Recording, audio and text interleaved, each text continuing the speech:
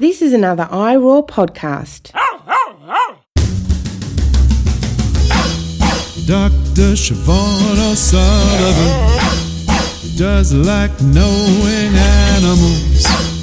Dr. Siobhan O'Sullivan does like knowing animals.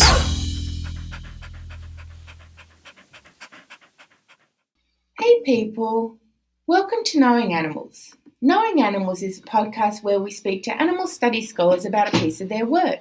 I'm Siobhan O'Sullivan and I do like knowing animals. Now this episode of Knowing Animals is brought to you by ASA. ASA is the Australasian Animal Studies Association.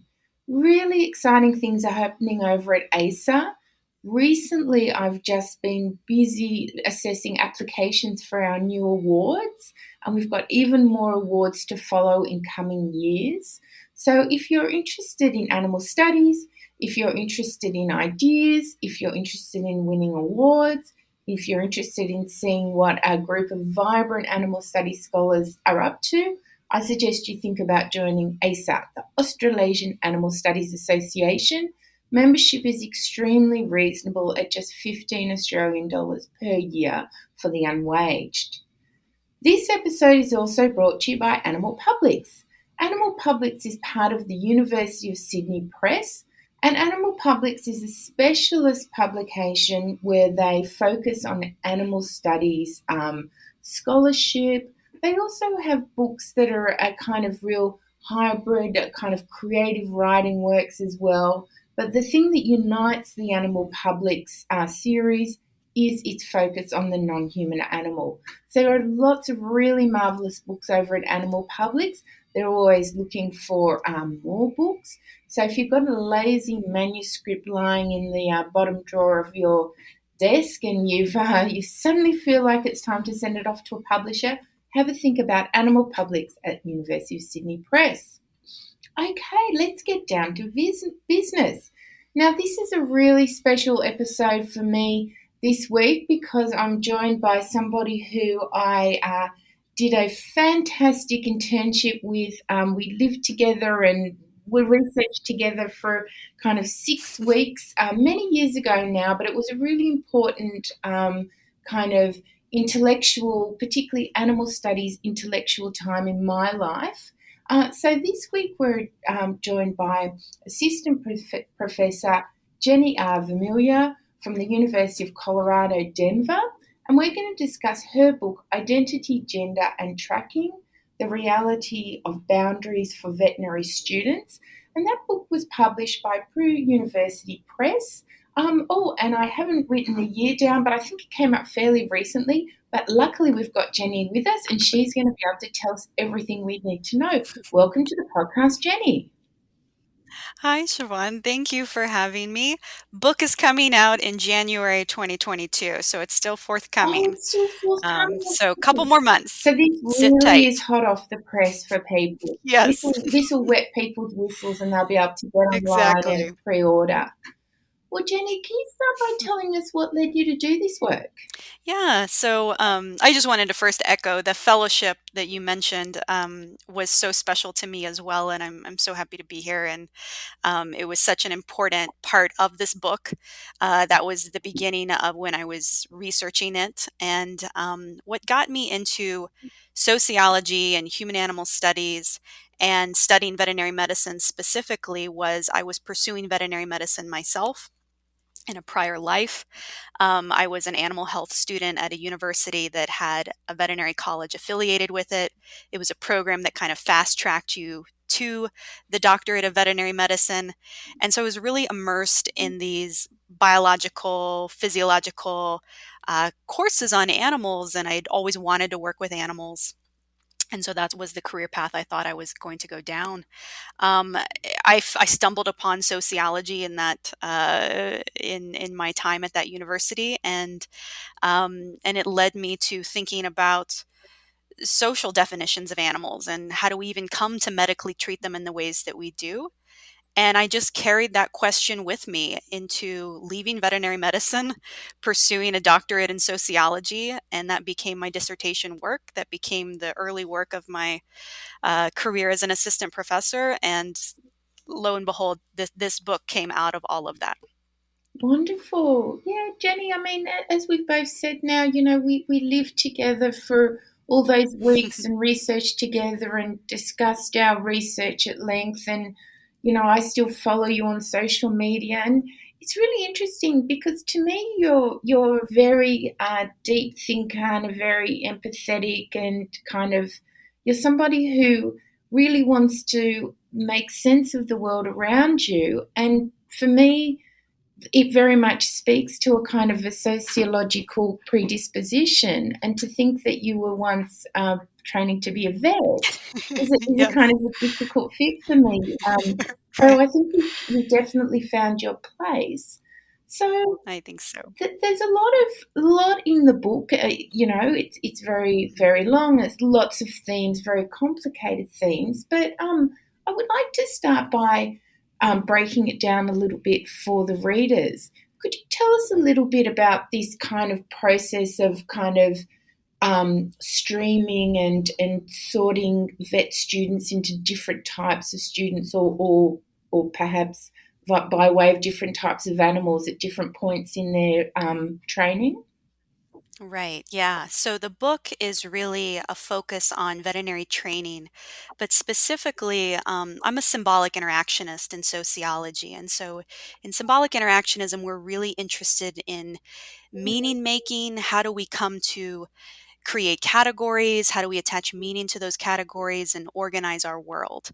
And so when I started to use that lens and apply it to not only my personal memories of veterinary training, but the new ethnographic work that I was doing, looking at all these other veterinary colleges, to me, I was really interested in how do we even come to decide what tracks are in veterinary training. So questioning, where did these tracks come from? What are the consequences of them for the students, but also for the animals? Those were my initial questions. And throughout, I did 4 years of ethnographic field research, kind of basically going to veterinary school. So I left veterinary school, but I ended up basically going back and doing 4 years without getting a degree. So total waste of time and money, um, but nothing to show for it except for this book. But in my time there, more and more categories and boundaries of how do we not just separate out animals, but how do we separate out knowledge around animals? How do we separate out the students and their identities? How do we separate out gender in veterinary college? So each of my chapters kind of explores a further layer to this idea of categorizing and creating meaning, which ultimately really dramatically shapes consequences, and consequences for animals, for students, for all of us that interact with and engage with veterinary knowledge, because it really truly does affect all of us. So those are kind of the questions that I started with, but really the questions and answers really evolve throughout my field work. Mm. It was really fascinating for me to see the concept of boundaries in your book because, I mean, this fellowship we were on was many years ago, might be close to a decade ago now, kind of thing. Hmm. And I can't remember at that time you talking about that. Oh, I don't have a recollection of you using the vocabulary of boundaries. But since the time of our fellowship, I too have done a bit of writing around the concept of boundaries. And so it's really fascinating to me that my recollection is that neither of us were working with that concept, and now it Right. is kind of important in some ways, to both of our works. So, as you say, there are many boundaries, that seem to inform veterinary medicine and tracking, and you just listed quite a few. Would you be able to tell us a little bit more in detail, for example, how gender comes into it? Absolutely. Veterinary medicine is what we call a feminized profession, meaning women kind of came in and took over the profession. There's now about, I think it's pushing nearly 80% of incoming veterinary students are women. So this changed the dynamics of the profession dramatically. Just with other similar professions, women were barred from entering this space. So it's a dramatic shift. But when you compare veterinary medicine to other feminized professions, their feminization really happened much more dramatically and over a shorter period of time. And so it's really an intense feminization that you can examine. And the interesting thing is when we talk to, and I say we because I first started to talk about gender and veterinary medicine with a mentor of mine, and then I started exploring it on my own. Both research projects actually found that when we asked women in veterinary medicine, how do you think gender matters for you in your experience? So many of them would say, oh, well, I don't think it really matters. And yet then they would go on and tell me completely gendered stories about their lives. And it was a way of kind of making invisible all of the gendered work that was actually going on. So, in thinking about gender in veterinary medicine, you can think about how we gender, knowledge and who's smart, who isn't smart, who's smart in particular ways. Those conversations come up across the different tracks of veterinary medicine. We also talk a lot about who's more adept at caregiving. So there's a lot of caregiving and nurturing discourse when we think about caring for certain animals and not for other animals. And that's really spoken about in a gendered way. So there's a lot of stuff with intellect. There's a lot of stuff with caregiving assumptions, and then there's actually demographics of how does gender play out in these tracks. So women are going towards certain fields of medicine, and they're really getting pushed out of other fields of medicine. So farm animal medicine is still largely dominated by men, and women are really in the more, the larger area of caring for smaller animals like our pets. So gender showed up in every single conversation. And yet so often students would tell me, well, I don't really think gender plays a role here. So gender very quickly was something that mattered for me as a researcher. And then at the same time as we're kind of, I guess, categorizing or creating these boundaries around men and women and who can be doing what, we're also, categorizing animals in strange ways that, as you point out, aren't kind of a scientific, or I guess even that's a construct, I'm sure, but they're not self-evidently actually related to things of notable scientific significance. Can you tell us a little bit about how the profession of veterinary medicine starts to conceptualize animals in different ways? Yeah, so it's when you're looking at veterinary medicine, it's so helpful to kind of look at the history of the field. Similar with human medicine, but different in other ways. Veterinary medicine really started off as not a valued profession.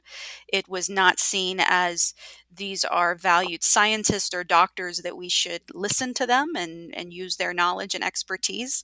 Um, Again, human medicine kind of had similar origins where they were seen more so as, creepy grave robbers or people that were really interested in working on cadavers. And for veterinary medicine, they were seen as just folks that wanted to hang out in the barn and poke and prod at animals. So the profession had to go through a legitimization process of kind of, again, creating boundaries around this knowledge is unique and specific and separate from other just common knowledge that we might see on farms or ranches with others who are working with animals.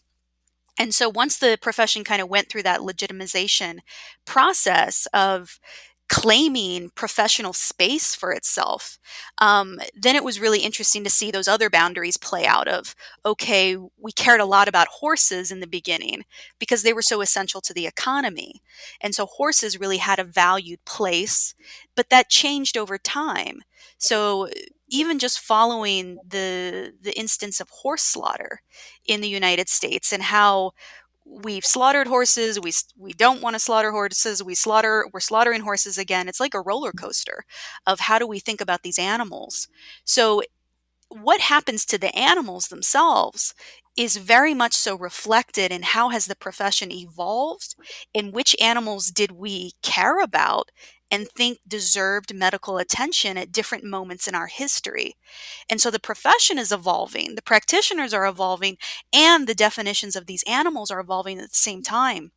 So all of this stuff is happening to help to create these boundaries that I talk about around animal, around knowledge, around gender, around science, around all of it. And it produces consequences is my ultimate argument. Mm. Well, do you want to give us a bit of a spoiler? What are some of the key consequences in your view? Yeah, so I think I mentioned horses, so I'll just stick with them. Um, for the horse kind of walking through the history of veterinary medicine, and it started off as the primary patient for veterinarians in the beginning. And then when mechanization came along, we really didn't care as much about horses. That's when we saw rising rates of horse meat consumption in the West, and it was as a response of what do we do with all these animals that we now no longer necessarily need to run things because we have the steam engine to do that and cars to do that. So, the experience of the horse has kind of ebbed and flowed with the social needs of a society of whether or not we value them in the same way. But then horses kind of took another turn where people started pet keeping horses. So they weren't seen as work animals or consumption animals anymore. They were seen as pets and family members. And so the changing societal definitions around these animals is not it's not just reflected in the medicine, but the medicine is in turn helping to drive the public conversation. So veterinarians have a stake in communicating to the public, how do we think about animals? And veterinarians come out on different social policy decisions about animals and make professional recommendations. So when we think about how are we thinking about animals in our society, we can't leave out this profession because again, what they think and how they're defining medicine and how they're defining these animals definitely produces consequences for the lived experiences of these animals. Are we going to eat them? Are they going to go to slaughter? Are they going to be neglected in a field? Are they going to be in our backyard? And that's really the story of the horse, is a great example in a lot of ways. Fascinating.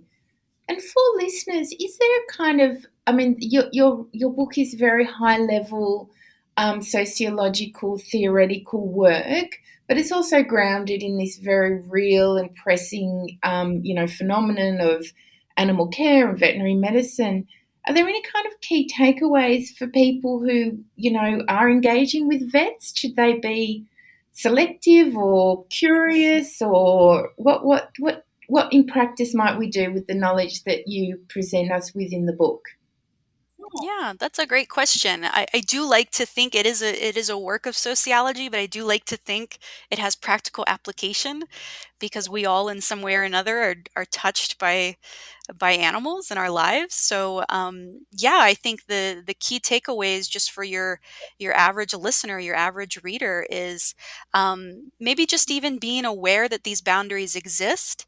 Too often when I talk to people in my life or students that I teach, and I kind of go through some of this history of how we've actually really done life very differently in the past. We structured our societies differently in the past. We likely will do it differently in the future. And the same goes for animals. And I think we so get stuck in our own space and time period with, oh, the way that we do things now is the way it has always been. And that is just not true. Mm, So I think reading any work that kind of tries to unveil some of the social constructions, how do we come to think this way about animals, is hopefully of great use. And in thinking about people engaging with the veterinary community, I frankly have nothing but really overall good things to say about veterinarians. I think they straddle a lot of lines and they wear a lot of hats. What I found in my research is really that that they are presented with dilemmas left and right. They, more than anyone, work with entities that are defined very differently and with changing medical practices that are happening all the time. So I really think the book, I hope, is going to be of great use to veterinarians themselves in kind of wrapping language, hopefully, around their experiences so that they don't feel alone or, that their struggles and their dilemmas are actually steeped in pattern behaviors around how we define these things in the first place. Wonderful. Well, I do strongly recommend the book. So all veterinarians listening should go out and pre-order a copy of the book and perhaps more importantly, order a copy for your university library or, your professional association's library if they have one. Well, Jenny, I ask everyone who comes on the podcast to answer 5 quick questions. Are you ready for your 5 quick questions? Yes. Okay. Can you recall the first piece of pro-animal scholarship you ever read? I don't know if it was the first I read, but the most significant was regarding animals, Arluke and Sanders. It was just the first time I had heard of sociologists that studied animals. Again, I was pursuing veterinary medicine. I was into biology. I did not know that you could study society and look at animals. So that was really powerful. Wonderful. Can you recall the first piece of pro-animal scholarship you ever wrote? Yeah, it wasn't the first piece I wrote per se, but it was the first that really focused on the animal themselves, and it had to do with horses, as I described in horse slaughter that came out in 2012. It was the changing definitions of horses and why has horse slaughter ebbed and flowed in the ways that it has. It really allowed me to insert myself in more activist conversations of maybe even how can research inform what should we maybe do with animals, not just what are we doing with animals. Fabulous. Well, if you had to name one animal studies scholar who's had a big impact on you, who would it be? For me personally, I would have to say, outside of you, I would have to say my mentor, Dr. Leslie Irvin at the University of Colorado Boulder. She's the reason I became a sociologist, the reason that I started on this path. Wonderful. It's always lovely to have a new name thrown into the mix. So that'll be someone for everyone to go and Google up and engage with her work. What's the most important thing academics can do for animals? I keep writing about them. I mean, there's so much we could do, but really just keep writing. There's been so much written since I started on this path, and the more that we write, the more attention, the more legitimate it becomes. Similar to what I was saying about veterinary medicine had to go through a process of legitimization. I think animal studies likewise. And the more we write, the more attention, the more it is valid and seen as valid. Oh, I think you're absolutely right. And I think your book will make a big contribution to that as well, and particularly including among perhaps sociology students and academics who perhaps haven't thought about animal issues so much just yet. Absolutely. So, Jenny, if you had the power to change one thing about the human-non-human animal relationship, what would it be? I thought about this question for a while, and I really think going back to one of my earlier answers of just noticing that we made this up, right? That it was not always this way. Non-human animals and humans, we operate in systems that we created. So really with my work, I really, as a symbolic interactionist and kind of breaking down to how did we create this? How did we do this? What's the history? What's the social context? I think just starting there, that we collectively decided on this can just be such a great first step to tackling a myriad of issues of what do we do next? If we made it up, it's not inherent. It can be different. Here's how. Wonderful. Oh, I agree with you absolutely. Yes. We constructed this, we can construct something different. Absolutely. Yes. Well, Jenny, what are you working on next? I'm actually doing a collaborative project with an artist, an illustrator, on thinking about animals in children's Oh, books, and it's something that I've. It's not veterinary medicine. It's a new thing for me, but it still has to do with animals. It's still symbolic interactionism at its heart, but it's fun. It's powerful.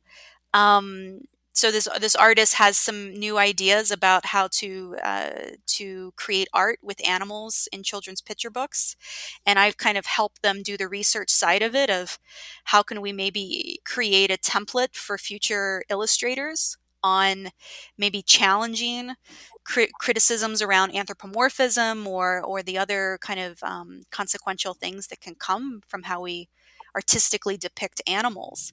And I'm also a parent of a young child. I have a 3-year-old, and so I just like that this feels very personal to my life. I read my child a ton of books all the time, and my husband's an artist, so I think it was kind of an interesting merging of my worlds together to do this next project. I'm excited about it. oh, sounds absolutely fantastic. Well, how can people find out more about your work? Yeah, so I'm at the University of Colorado, Denver currently. Um, I'm on the internet. I would like to say I'm more active on social media, but I don't keep up with that very well. But if you search my name, major projects that I've done in the past with this forthcoming book on veterinary medicine, I've also researched police shootings of dogs and the kind of symbolic representations in media around that pattern. Um, so I've jumped all over the place with animals. I've looked into the world of children's books. I've looked into the world of policing. So those are the things that I've done, and kind of the things that I'm looking to do in the future. And you can certainly just find me Wonderful. online. Well, I can certainly see a very strong and important connecting thread there. Jenny, thank you so much for coming on the show. Thank you so much for having me. This was great. My pleasure. And thank you to the listeners for joining us for Knowing Animals, the podcast where we talk to animal studies scholars about their work. My name's Siobhan O'Sullivan, and I do like knowing animals. For more great iRaw podcasts, visit irawpod.com. That's IROARPOD.com.